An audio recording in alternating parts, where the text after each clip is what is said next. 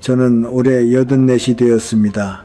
돌이켜보면 70년이 넘는 세월이 흘렀습니다. 가난했던 어린 시절에서 시작해 지금은 세 자녀를 둔 부모로서 노년의 길을 걷고 있습니다.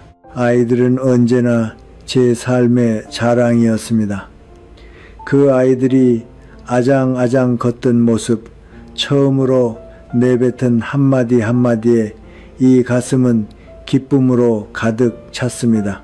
그때는 아이들을 소중히 키우고 사랑을 쏟으면 언젠가 그 아이들에게 둘러싸여 편안한 노후를 보낼 수 있으리라 아무런 의심도 없이 믿었습니다. 하지만 인생이란 뜻대로 되지 않는 법이더군요. 이제는 모두가 자라 저마다의 길을 걷게 되었고 제게 남은 것은 오래된 아파트 한 채와 그 안을 떠도는 외로움뿐입니다. 한 번은 넘어져 뼈가 부러져 입원했을 때 세 아이 중 그 누구도 오래 곁에 있어주지 않았습니다. 저는 슬퍼하면서도 깊은 진실 하나를 깨달았습니다. 노후는 자식에게 기대는 것이 아니라 스스로의 힘으로 살아가는 것이 가장 현명하다는 것을요. 남편과 저는 대학병원에서 40년 가까이 함께 일했습니다. 안정된 수입으로 생활비에 쪼들린 적은 없었고 노후를 위한 저축도 할 수 있었습니다. 부유하지는 않았지만 필요한 것에 부족함이 없는 삶이었습니다. 우리 인생은 다른 이를 돌보는 일과 가족에 대한 책임감으로 채워져 있었습니다. 밤 근무를 해가면서도 아이들이 훗날 반듯한 어른이 되도록 교육에도 온 힘을 쏟았습니다. 세 아이를 최선을 다해 키우자고 부부가 상의하며 학원에도 보내고 아이들의 앞날을 진지하게 고민했습니다. 남편과 저는 언제나 아이들의 편이었습니다. 공부를 격려하고 좋은 길로 나아가도록 조언해 왔습니다. 그리고 실제로 아이들은 그것을 이루어냈습니다. 모두가 좋은 학교를 졸업하고 안정된 직업을 얻었으며 저마다 가정을 꾸렸습니다. 큰딸은 서울에서 의사가 되었고 둘째 딸은 대전에서 교사가 되었으며 아들은 부산에서 회사원이 되었습니다. 제가 가장 기대를 걸었던 큰딸도 일찍 결혼했고 그 뒤로는 1년에 한두 번밖에 만날 수 없게 되었습니다. 설이나 추석에조차 아무도 돌아오지 않는 날이 늘어갔고 남편과 단둘이 밥을 먹으며 텅 빈 자리를 바라보는 날들이 이어졌습니다. 우리 집은 점차 아이들 목소리가 사라지고 정막만 남았습니다. 아이들이 늘 곁에 있어 주기를 바라는 것은 아니었습니다. 하지만 그들의 무관심은 우리가 아이들을 위해 바쳐온 그 모든 것이 결국 헛된 일이었던 걸까 하는 의문을 품게 만들었습니다. 우리는 손주를 돌봐준 적도 없었고 또 아이들의 도움이 없다고 한탄한 적도 없었습니다. 한창 일하던 시절에는 너무 바빠서 다른 조부모들처럼 손주를 돌볼 시간도 없었습니다. 그 대신 우리는 아이들이 집을 살 때 계약금을 보태주거나 결혼식 비용을 부담하는 등 경제적인 지원을 했습니다. 그러나 그런 도움을 주고도 우리가 받은 것은 이따금 걸려오는 전화와 점점 짧아지는 방문뿐이었습니다. 손주를 돌봐주지 않아서였을까, 자주 찾아가지 않아서였을까, 우리와 아이들의 관계는 서서히 옅어져 갔습니다. 가끔 자문해 봅니다. 우리가 아이를 키우면서 무언가 잘못한 것이 있었을까 하고요. 감기에 걸리든 허리가 아프든 모든 것을 스스로 감당해 왔습니다. 남편은 자주 이렇게 말하곤 했습니다. 자식에게 기대하는 건 복권을 사는 것과 같아 당첨될지 안 될지는 운에 달린 거지. 그 말의 의미를 이제야 깊이 이해하게 되었습니다. 우리는 경제적으로 곤란하지는 않습니다. 연금과 오랜 세월 일하며 모은 저축으로 하루하루 생활에는 불편함이 없습니다. 그 삶은 조용했지만 적어도 우리는 아이들에게 짐이 되지 않는다는 사실을 자랑스럽게 여겼습니다. 그러던 것이 7년 전 남편이 심장 발작으로 갑작스레 세상을 떠나면서 제 인생은 크게 달라졌습니다. 50년이 넘도록 함께하며 기쁨도 슬픔도 나눠온 반려를 잃고 저는 시내 한복판의 아파트에 홀로 남겨졌습니다. 가장 슬펐던 것은 세 아이 중 그 누구도 어머니 같이 살아요 라고 말해주지 않았다는 것입니다. 다들 저마다 가정이 있고 일이 있으며 제가 참견할 수 없는 나름의 고민을 안고 있겠지요. 이해는 합니다. 하지만 그래도 부모로서 외로움을 느끼지 않을 수는 없었습니다. 저와 남편은 둘 다 대학병원에서 만나 결혼한 뒤에도 함께 일했습니다. 저는 소아병동에서, 남편은 응급실에서 때로는 고된 근무를 하기도 했지만 서로의 일을 이해할 수 있다는 것이 무엇보다 큰 버팀목이었습니다. 밤 근무와 휴일 근무도 많아 아이들이 어릴 때는 친정 어머니의 도움을 받아가며 간신히 일과 육아를 병행했습니다. 병원에서의 하루하루는 바빴고 때로는 마음이 꺾일 것 같은 순간도 있었지만 사람들의 고맙습니다 라는 한마디에 힘을 얻어 40년 가까이 그 길을 걸어왔습니다. 특히 저는 소아병동에서 일했기에 작은 생명들과 마주하는 날들이었습니다. 병과 싸우는 아이들의 강인함을 눈앞에서 지켜보며 제 아이들의 건강에 감사하는 마음도 더욱 깊어졌습니다. 남편은 꼼꼼하고 책임감이 강한 사람이었습니다. 응급 현장에서 몸에 밴 침착함으로 집에서도 늘 우리 살림을 지탱해 주었습니다. 급여는 결코 많지 않았지만 두 사람의 수입을 합치면 안정된 생활을 꾸릴 수 있었습니다. 헛돈을 쓰지 않고 아이들의 교육비와 노후 저축을 최우선으로 생각하며 살았습니다. 아이들이 학교에 들어가자 저는 일하는 틈틈이 학부모 상담이며 운동회에도 참석했습니다. 때로는 지쳐 쓰러질 것 같으면서도 아이들의 성장을 놓치지 않으려 필사적이었습니다. 셋 다 공부를 열심히 했는데 특히 큰딸이 의학의 길에 관심을 갖기 시작했을 때 우리는 할 수 있는 한 모든 지원을 하기로 마음먹었습니다. 엄마, 나중에 의사가 될래.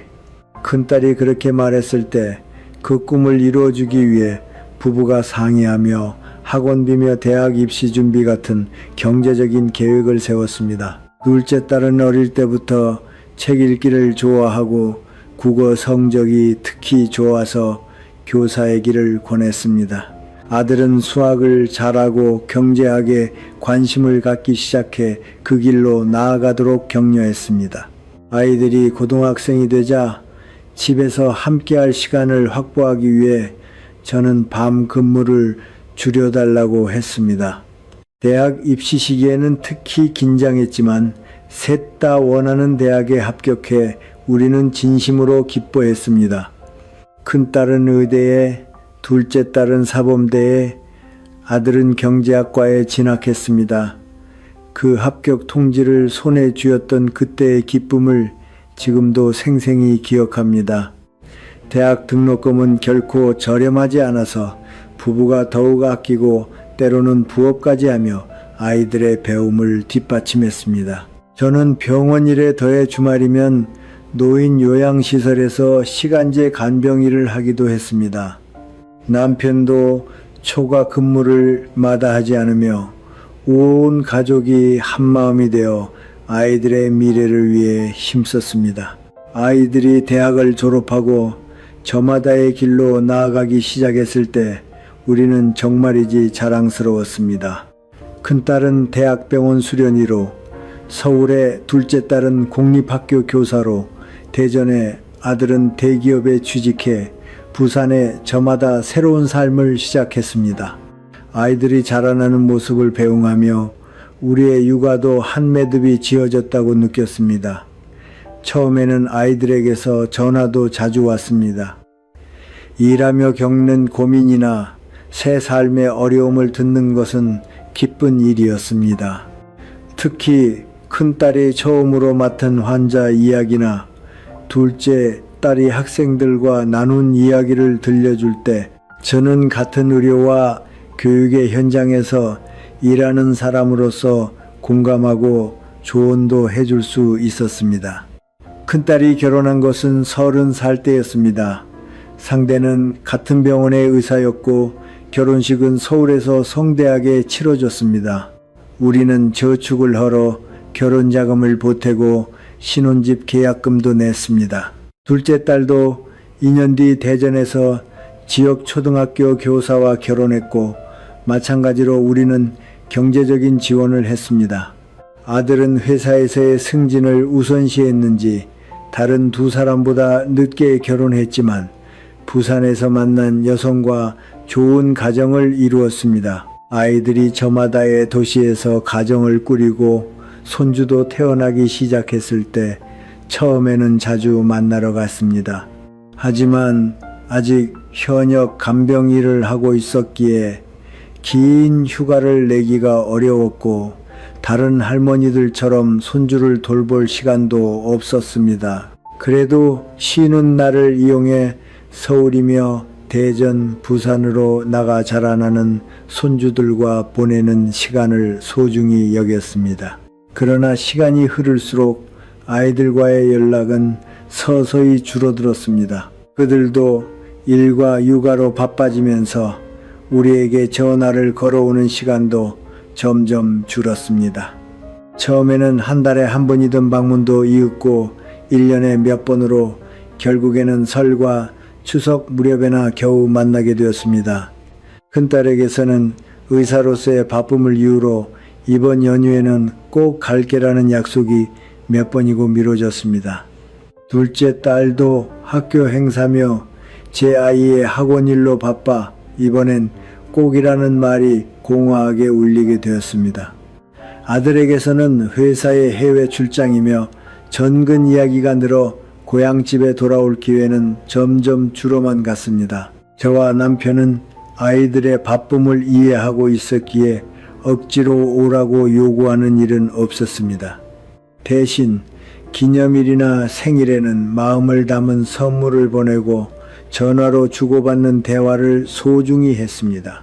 그래도 온 가족이 모이는 기회가 해마다 줄어드는 것에 외로움을 느끼지 않을 수는 없었습니다. 남편이 정년을 맞았을 때 우리는 아이들이 예전처럼 돌아와 집이 다시 북적여지기를 기대했습니다. 하지만 그들의 삶은 이미 다른 곳에 뿌리를 내리고 있었고 고향집은 그저 부모가 사는 집이 되어 있었습니다. 특히 손주들에게는 1년에 한 번 찾아가는 할아버지 할머니 댁에 지나지 않았습니다. 그래도 우리는 우리 나름의 삶을 알차게 채우려 했으며 지역 봉사활동이나 취미 시간을 늘렸습니다. 남편은 병원을 퇴직한 뒤 지역 건강상담원으로 일주일에 몇 번 활동했고 저도 정년 후에는 방문 간병일을 이어갔습니다. 아이들은 멀리 있어도 우리에게는 알찬 나날이 있었던 것입니다. 남편의 몸 상태가 갑자기 나빠진 것은 둘이 나란히 일을 그만둔 지 5년 뒤의 일이었습니다. 처음에는 가벼운 피로감과 숨참뿐이었지만 병원에서 검사를 받아보니 진행성 심장질환이라는 진단이 나왔습니다. 오랜 세월 응급실에서 다른 사람의 목숨을 구해온 그가 이제는 자기 자신의 목숨과 마주하게 된 것입니다. 의료에 몸담았던 사람이었기에 우리는 오히려 그 상황의 심각함을 잘 알고 있었습니다. 치료를 시작한 뒤 반년 동안 남편은 긍정적으로 병과 싸웠습니다. 저도 오랜 경험을 살려 그의 건강관리와 투약관리에 온 힘을 쏟았습니다. 아이들에게는 상황을 알렸지만 이번 연휴에 갈게, 일이 좀 정리되면 보러 갈게라는 말뿐 실제로 와준 것은 병세가 나빠지고 나서였습니다. 남편이 세상을 떠난 날 마침내 세 아이가 모두 모였습니다. 병실에서 본 그들의 슬픔은 진짜였지만 장례가 끝나자마자 일이며 아이 학교를 핑계로 저마다의 삶으로 돌아가 버렸습니다. 장례 준비며 절차는 큰딸이 도와주었지만 그 뒤로 홀로 남겨질 제 삶에 대해서는 그 누구도 어머니 저희랑 같이 살아요 라고 말해주지 않았습니다. 50년 넘게 함께한 사람이 사라지자 집안은 믿기지 않을 만큼 조용해집니다. 아침에 일어나 잘 잤어요? 하고 말해도 대답이 없고 밤에도 잘 자요? 라고 인사할 상대가 없습니다. 텔레비전을 봐도 맛있는 요리를 만들어도 함께 나눌 사람이 없는 것입니다. 병원 일로 바쁘던 시절에는 그토록 그리워하던 고요함이 이제는 견디기 힘든 외로움으로 변해 있었습니다. 남편이 세상을 떠난 직후 아이들은 자주 전화를 걸어주었습니다. 엄마, 잘 지내? 뭐 필요한 거 없어? 라는 말에서 그들의 마음 씀씀이를 느꼈습니다. 하지만 시간이 흐르면서 그 전화는 한 달에 한 번, 이윽고 두 달에 한 번으로 줄어들었습니다.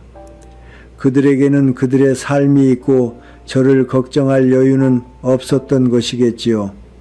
홀로 지내게 되어 가장 두려웠던 것은 병에 걸리는 것이었습니다.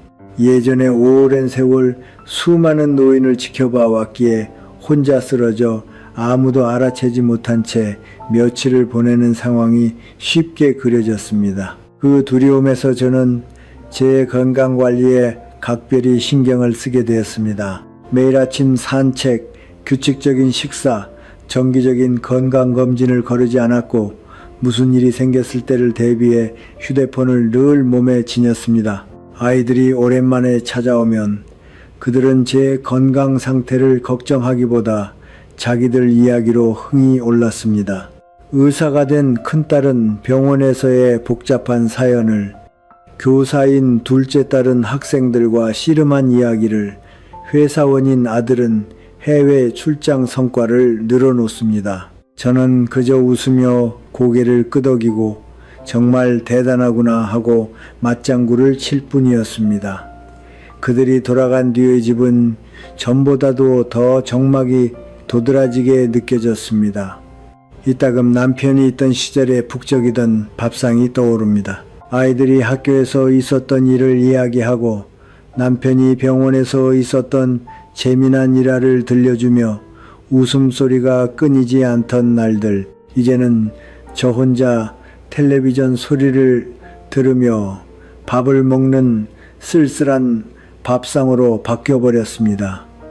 아이들과 멀어졌음을 실감한 것은 제 생일이었습니다. 여든이라는 매듭이 되는 해에 그 누구도 축하 전화 한 통 없었던 것입니다. 며칠 뒤 둘째 딸에게서 바빠서 깜빡했어 미안해 라는 문자가 왔지만 그것으로 끝이었습니다. 저는 화보다도 체념의 마음이 강해졌습니다. 아이들의 무관심은 이제 그들 성격의 일부가 되어버린 듯 했습니다. 남편의 첫 기일 제사 때 새 아이를 집으로 불렀습니다. 오랜만에 모인 아이들은 저마다 삶의 바쁨을 이야기하고 서로의 근황을 주고받았습니다. 하지만 어머니는 혼자 괜찮으세요? 라고 물어봐 준 것은 큰딸뿐이었습니다. 제가 괜찮아, 걱정 말라고 답하자 그 애는 안도하는 표정을 지었습니다. 그들에게는 제가 자립해 있다는 것이 곧 자신들의 책임에서 벗어나는 일인 것이겠지요. 외로움과 마주하는 나날 속에서 저는 차츰 스스로에게 기대는 법을 배워갔습니다. 추억에 잠기기보다 지금 이 순간을 소중히 하려 마음 먹었습니다. 이웃들과의 교류를 늘리고 취미인 텃밭 가꾸기에 시간을 쓰고 지역 노인 모임에도 참여하게 되었습니다. 아이들에게 의존하지 않고 제 인생을 제 손으로 열어가는 강인함을 몸에 익혀간 것입니다. 제가 뼈가 부러져 입원하게 된 것은 남편이 세상을 떠난 지 3년 뒤의 일이었습니다. 어느 겨울 아침 현관 앞에 살얼음이 얼어있는 것을 알아채지 못하고 미끄러져 넘어져 오른쪽 널쩍 다리뼈가 부러지고 말았습니다. 다행히 신문 배달을 하던 분이 제 비명을 듣고 구급차를 불러주었습니다. 오랜 경험으로 이 나이에 널쩍 다리뼈가 부러진다는 것이 무엇을 의미하는지 뼈저리게 알고 있었습니다. 수술이 필요하고 그 뒤로는 재활이 기다립니다. 구급차로 실려간 병원은 예전에 제가 일하던 대학병원은 아니었지만 정형외과 설비는 잘 갖추어져 있었습니다. 의사에게서 수술과 그 뒤 입원까지 2달 정도 걸릴 거라는 말을 들었습니다. 수술 전날 저는 떨리는 손으로 아이들에게 전화를 걸었습니다. 엄마가 입원하게 됐어. 수술도 하는데 누가 와줄 수 없겠니? 큰딸은 서울병원에서 중요한 수술이 있다며 이번 주말은 절대 빠질 수 없다고 미안하다고 거절했습니다. 둘째 딸은 학교 기말시험 채점이 있어 시험 끝나면 갈게라고 했지만 그 시험 끝나면 이라는 말을 몇 번이나 들어왔기에 기대하지 않았습니다. 유일하게 아들이 부산에서 KTX를 타고 수술 날짜에 맞춰 갈게 라고 약속해 주었습니다. 수술과 마취 준비를 하고 마취실로 향하기 전 아들에게서 문자가 왔습니다. 갑자기 회의가 잡혀서 못 가게 됐어. 끝나면 바로 갈게. 미안해. 결국 그가 병원에 온 것은 수술한 지 사흘 뒤였습니다. 그것도 반나절만 머물다가 일이 바쁘다며 도로 돌아갔습니다. 입원 중 제 주위에는 가족의 온기에 둘러싸인 환자들이 있었습니다. 옆 침대에는 70대 여성이 입원해 있었는데 매일 딸이 번갈아 가며 곁을 지키며 식사를 거들고 머리를 빗겨주고 잡지를 읽어주고 했습니다. 맞은편 침대에는 80대 남성이 있었는데 아들 부부가 매일 밤 찾아와 할아버지가 좋아하는 노래를 함께 부르거나 손주 이야기를 하며 지냈습니다. 특히 인상 깊었던 것은 제 대각선 맞은편에 있던 85살 여성과 그 가족이었습니다. 그분도 뼈가 부러져 입원해 있었는데 늘 이 자녀가 번갈아 곁을 지키며 말을 걸고 손을 잡고 이야기를 들어주었습니다. 그 광경을 볼 때마다 제 마음은 죄어드는 듯 했습니다. 부러움과 슬픔이 뒤섞인 복잡한 감정이었습니다. 한 번은 그 노부인의 아들이 제 침대로 다가왔습니다. 늘 혼자 계시는데 괜찮으세요? 가족분은? 하고 다정하게 물었을 때 저는 순간 뭐라고 답해야 할지 망설였습니다. 자식이 셋이나 있는데 아무도 오지 않는다고 말할 수 있을까요? 자식이 없는 사람이라고 여겨지는 편이 덜 부끄럽지 않을까요? 결국 저는 아이들이 다 멀리 있고 바빠서요. 예전에 병원 일을 해서 혼자여도 괜찮답니다라고 애써 웃으며 답했습니다. 그는 놀란 듯 병원에서 일하셨어요? 저희 어머니도 그러셨어요. 그래도 혼자시면 힘드시죠? 필요한 거 있으시면 언제든 말씀하세요 라고 해 주었습니다. 그 친절한 마음에 저도 모르게 눈물이 날 뻔했습니다. 밤이 되면 병실은 조용해집니다. 다른 환자들의 침대 곁에는 가족이 남아 있었지만 제 침대만 덩그러니 혼자였습니다. 호출벨을 누르면 간호사가 와주지만 그것은 일이지 가족의 온기와는 다릅니다. 재활이 시작되자 다른 환자들은 가족의 격려를 받으며 애썼습니다. 어머니 조금만 더 힘내세요 라는 응원이 들려오는 가운데 저는 묵묵히 혼자 재활에 매달렸습니다. 물리치료사가 정말 대단하세요. 혼자서 이렇게 애쓰시고 하고 칭찬했지만 그 말이 도리어 슬프게 울렸습니다. 애쓸 수밖에 없는 것입니다. 저를 돌봐줄 사람이 아무도 없으니까요.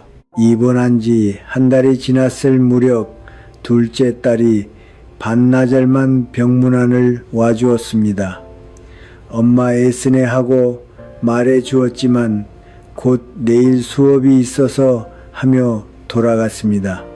큰딸은 끝까지 오지 않았고 서울에서 여기까지 오기가 힘들다고 전화로 핑계를 댔습니다. 퇴원이 가까워진 날 담당이가 혼자 사시니 퇴원 후에도 힘드시겠어요. 가족분이 와주시면 좋을 텐데요 라고 했을 때 저는 괜찮아요. 혼자서도 할 수 있어요 라고 답할 수밖에 없었습니다.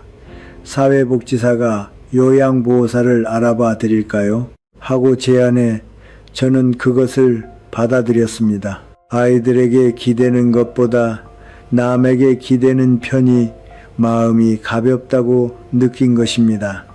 퇴원하는 날 저는 담담하게 짐을 꾸렸습니다. 함께 퇴원하는 옆 침대 여성은 딸네 가족이 데리러 와서 할머니 당분간 우리 집에 계세요 라고 말하고 있었습니다. 저는 택시를 타고 홀로 아파트로 돌아왔습니다. 그날 새삼 깨달았습니다. 제 노후는 아이들에게 기댈 수 없다는 것을, 그리고 그것은 슬픈 일인 동시에 저를 강하게 만드는 기회이기도 하다는 것을요. 골절에서 퇴원해 아파트로 돌아온 날 저는 제 인생에 대해 깊이 생각했습니다. 창밖으로 보이는 풍경을 바라보며 앞으로의 시간을 어떻게 살아가야 할지 조용히 자문했습니다. 아이들에 대한 기대는 이제 저를 상처 입힐 뿐임을 깨달았습니다. 이제 아이들에게 기대하는 것은 그만두자. 그 결심은 신기하게도 제 마음에 평온을 가져다 주었습니다. 오랜 세월 다른 이를 보살펴 온 저였지만 이제는 저 자신을 보살필 때라는 것을 깨달은 것입니다. 먼저 집안을 정리하기 시작했습니다. 남편의 유품이며 아이들의 추억이 담긴 물건들을 조금씩 정리하고 필요한 것만 남겼습니다. 재활용 손잡이를 욕실과 화장실에 달고 넘어짐을 막기 위해 깔개를 고정하고 생활 환경을 안전하게 정비했습니다. 다음으로 하루 일과를 만들었습니다. 아침 6시에 일어나 맨손 체조부터 시작합니다. 아침 식사 후에는 가까운 공원까지 천천히 걷고 오전에는 아파트 관리 모임일이나 독서 시간, 오후에는 취미인 붓글씨나 뜨개질, 일주일에 2번은 주간보호센터에 다니며 또래분들과 어울립니다. 저녁에는 간단한 저녁을 짓고 8시에는 잠자리에 들 준비를 시작합니다. 이 규칙적인 생활 리듬이 제 몸과 마음을 지탱해 줍니다. 오랜 경험을 살려 제 건강관리도 철저히 했습니다. 혈압을 매일 재고 약 관리를 확실히 하고 영양균형이 잡힌 식사를 하려 애씁니다. 병원 정기 검진도 거르지 않고 조금이라도 이상을 느끼면 바로 상담할 수 있는 단골 의사와의 관계도 소중히 합니다.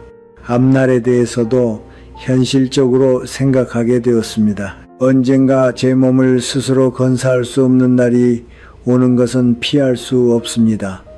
그에 대비해 아파트를 팔고 요양이 딸린 노인 주거시설에 들어갈 계획을 세웠습니다. 연금과 저축, 아파트를 판 돈이 있으면 충분히 자립한 노후를 보낼 수 있다고 계산했습니다. 또 사전연명의료에 대한 지시서도 작성하고 공증사무소에서 유언장도 준비했습니다. 아이들에게 경제적인 부담이나 결정에 책임을 지우고 싶지 않기 때문입니다. 모든 서류는 파일로 정리해 아이들에게도 내용을 전해 두었습니다. 이 자립의 길이 반드시 쉽기만 했던 것은 아닙니다. 때로 외로움이 밀려올 때도 있습니다. 하지만 저 자신과 마주하고 제 힘으로 살아가겠다는 결심이 제게 새로운 기쁨을 가져다 주었습니다. 남에게 기대는 것이 아니라 제 인생은 제가 만들어간다. 그 사고방식의 전환이 84이 된 지금의 저를 지탱하고 있습니다. 오늘도 하루 나를 위해 살자. 그렇게 조용히 스스로에게 이르는 아침의 시간이 제게 가장 큰 행복이 되었습니다. 아파트를 팔고 노인 주거시설로 옮길 계획을 굳힌 저는 아이들에게 간단한 문자로 알렸습니다. 훗날을 생각해서 아파트를 팔고 요양시설로 옮기기로 했어. 자세한 건 다시 연락할게. 딱히 답장을 기대하지는 않았지만 놀랍게도 문자를 보낸 지 몇 시간 만에 셋 모두 전화를 걸어왔습니다. 큰딸은 의사답게 논리적인 말투로 말했습니다. 엄마, 아직 그런 결정을 하기엔 이르지 않아? 의학적으로도 제대로 따져봐야 할 일이야. 우리랑 더 상의하고 나서 하지. 조금 나무라는 듯한 어조로요. 아들은 뭐 도울 일 있으면 말해 라고 다정하게 말하면서도 그런데 정말 파는 거야? 를 되풀이했습니다. 그들의 반응에 저는 묘한 감정을 품었습니다. 뼈가 부러져 입원했을 때는 아무도 오래 곁에 있어주지 않았는데 아파트를 판다고 하자마자 모두가 걱정하기 시작하는 것입니다. 그로부터 일주일도 지나지 않아 아들이 불쑥 찾아왔습니다. 출장으로 근처까지 왔다는 구실이었지만 그의 근무지인 부산에서 여기는 결코 가깝지 않습니다. 그는 제 건강 상태를 신경 쓰는 듯한 기색을 보이면서도 아파트 상태며 주변 부동산 시세에 대한 질문을 되풀이했습니다. 이 동네 요즘 값 잘 나간다던데 라는 말에 저는 나도 모르게 쓴웃음을 지었습니다. 다음 주말에는 둘째 딸이 대전에서 당일치기로 찾아왔습니다. 그 애도 엄마 몸이 걱정돼서 하면서도 제 저축이며 연금 사정을 애둘러 캐내려 했습니다. 노인 주거시설은 입주 보증금이 비싸잖아. 돈은 괜찮은 거야? 라는 물음에 저는 걱정 안 해도 돼. 내가 다 계산했으니까 라고 답했습니다. 가장 놀라웠던 것은 평소 가장 소원했던 큰딸이 서울에서 하룻밤 자고 갈 작정으로 온 것입니다. 그 애는 의사로서 제 건강관리에 대해 세세히 조언해 주었지만 대화 중에 아파트 판도는 어떻게 할 거야? 하고 물어왔습니다. 내 노후를 위해 쓸 거야 라고 답하자 그 애의 표정이 살짝 어두워지는 듯 보였습니다. 아이들의 전화도 갑자기 늘었습니다. 일주일에 한 번은 반드시 누군가에게서 연락이 와 엄마 잘 지내? 뭐 필요한 거 없어? 하고 물어줍니다. 반가운 한편 이 갑작스러운 관심의 이면에 무엇이 있는지 저에게는 보였습니다. 어느 날 큰딸이 전화로 말했습니다. 엄마, 노인시설에 들어갈 거면 서울 근교가 낫지 않아? 우리 집 근처면 가끔 얼굴 보러 갈 수 있고 둘째 딸도 대전에도 좋은 시설 있어. 아들은 부산으로 와 하며 저마다 자기가 사는 지역의 시설을 권하는 이유는 겉으로는 저를 위해서였지만 제게는 진짜 이유가 보였습니다. 그들은 제가 어디에 사느냐가 아니라 아파트 판돈이며 제 저축이 어떻게 되느냐를 신경 쓰고 있는 것입니다. 이 깨달음은 쓰라린 것이었지만 동시에 제 결심을 한층 더 굳게 만들었습니다. 아이들의 관심이 제가 아니라 제 재산에 있는 것이라면 더더욱 제 판단으로 남은 인생을 살아가야겠다고 느낀 것입니다. 고맙지만 나는 내가 결정할게. 새 아이에게 그렇게 전했습니다.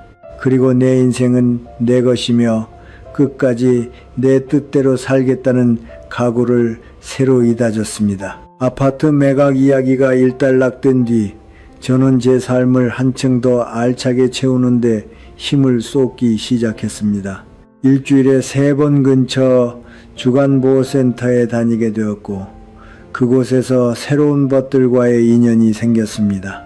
특히 예전에 초등학교 교장 선생님이셨던 박 선생님, 한때 세탁소를 하셨던 최 선생님과 유난히 마음이 맞아 시설에서의 시간을 함께 보내게 되었습니다. 간병 일을 하셨다면서요.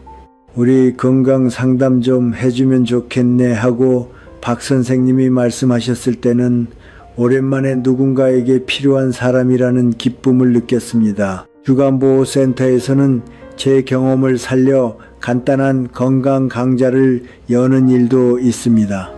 혈압을 바르게 재는 법이며 온열 질환 예방 요령 같은 실생활에 도움이 되는 이야기를 하면 모두가 열심히 들어주어 마음이 따뜻해졌습니다. 아파트 관리 모임 활동에도 적극적으로 참여하게 되었고 한 달에 한 번 있는 모임에서는 노인의 시각에서 의견을 내려 하고 있습니다. 승강기 안에 의자를 놓으면 어떨까요? 라는 제 제안이 실현되었을 때는 작은 성취감이 있었습니다. 가까운 마트로 장을 보러 가는 것도 소중한 일과입니다. 물건 파는 분들과 나누는 무심한 대화가 나날의 삶에 빛깔을 더해줍니다. 오늘 회 신선해요. 이 채소 할머니가 직접 기르신 거예요 라는 말에 지역과의 이어짐을 느낍니다. 혼자 살기에 오히려 찾을 수 있는 작은 기쁨도 있습니다. 아침에 커튼을 열고 스며드는 빛을 느끼는 순간 베란다에서 기르는 작은 화분의 식물이 새싹을 틔웠을 때 좋아하는 음악을 좋아하는 크기로 들을 수 있는 자유, 누구에게도 신경 쓰지 않고 독서에 빠져들 수 있는 고요한 밤, 이런 작은 행복을 하나하나 소중히 하고 있습니다. 식사도 1인분이지만 대충 하지 않고 균형 잡힌 밥상을 차리려 애씁니다. 때로는 조금 사치를 부려 제일 좋아하는 회를 사와서 잘 먹겠습니다 하고 젓가락을 대는 순간의 행복감은 누구에게도 방해받지 않습니다. 밤이 되면 그날 있었던 작은 일이나 감사하고 싶은 것을 공책에 적습니다. 오늘은 벚꽃이 만개했다. 마트에서 우연히 최 선생님을 만났다. 맛있는 빵을 만났다 같은 얼핏 사소한 일이라도 적어 둠으로써 나날의 풍요로움을 실감할 수 있는 것입니다. 스스로에게 기대어 사는 것은 처음에는 불안했습니다. 하지만 이제는 그것이 가장 안정된 삶의 방식이라고 느낍니다. 남의 도움이나 방문은 고맙지만 거기에 의존하지 않는 마음의 여유가 생겼습니다. 아이들이 와주면 기쁘지만 오지 않아도 제 일상은 알찹니다. 이 마음의 평온은 남에 대한 기대를 내려놓았기에 얻을 수 있었던 것입니다. 내 인생은 내 것. 이 말을 마음에 새기고 하루하루를 소중히 보내고 있습니다. 84이 된 지금 저는 인생의 만년을 이토록 평온한 마음으로 보낼 수 있음에 깊은 감사를 느낍니다. 아이들과 떨어져 사는 외로움은 있습니다. 하지만 그 대신 손에 넣은 자립과 자유는 무엇과도 바꿀 수 없는 보물입니다. 저는 84이 된 지금 인생에서 가장 평온한 나날을 보내고 있습니다. 신기하게도 그것은 아이들에게 아무것도 기대하지 않게 된 때부터 시작되었습니다. 기대하면 실망도 커진다. 그 단순한 이치를 깨닫는데 저는 오랜 시간이 걸렸습니다. 한때는 아이들이 좀 더 자주 와주면, 힘들 때 도와주면 하고 바랐고 그 바람이 이루어지지 않을 때마다 마음 아파했습니다. 하지만 기대를 내려놓은 순간부터 매일의 작은 행복에 눈을 돌릴 수 있게 되었습니다. 아침 햇살을 쬐며 느긋하게 차를 마시는 시간, 주간보호센터에서 만난 벗과의 대화, 화단의 핀 꽃의 아름다움, 이 모든 것이 무엇과도 바꿀 수 없는 기쁨이 되었습니다. 노인의 외로움은 현대사회에 숨겨진 문제입니다.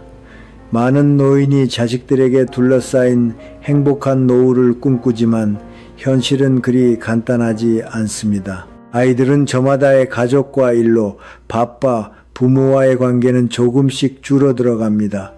슬픈 일이지만 이것은 많은 노인이 마주하고 있는 현실입니다.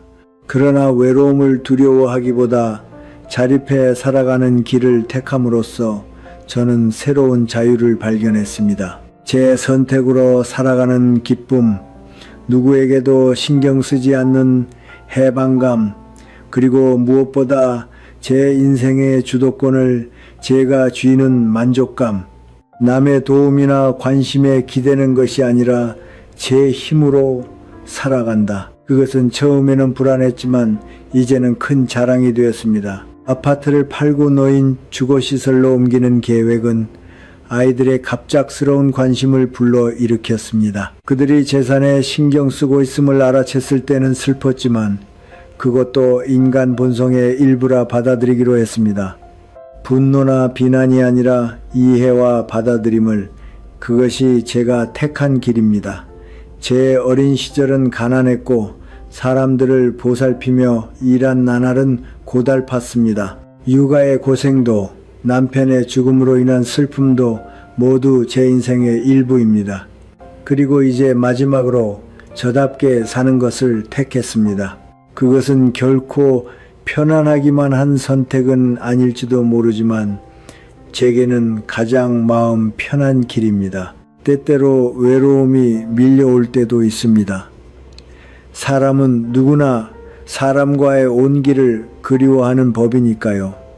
하지만 그 외로움조차 인생의 일부로 받아들일 여유가 생겼습니다. 순간적인 행복을 좇는 것이 아니라 지금 이 순간의 평온을 소중히 하는 것이 제 마음의 버팀목이 되고 있습니다. 새 아이를 키우고 오랜 세월 사람을 보살피는 일을 하며 이제는 홀로 조용히 살아가는 제 인생.